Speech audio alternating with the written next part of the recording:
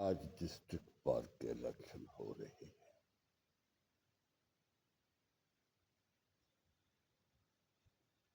پتہ نہیں یہ پیسہ اتنا کیسے لگا اور کیسے یہ کمایا جائے گا، اس کی کچھ مجھے جھلکیاں معلوم ہے۔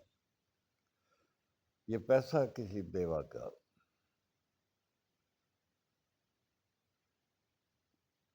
کیس ہارنے پر اور کسی ظالم کے جیتنے پر یہ پیسہ پورا ہو جائے گا،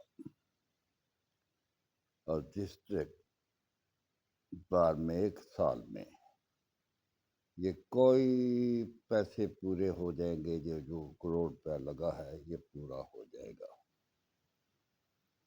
دیکھو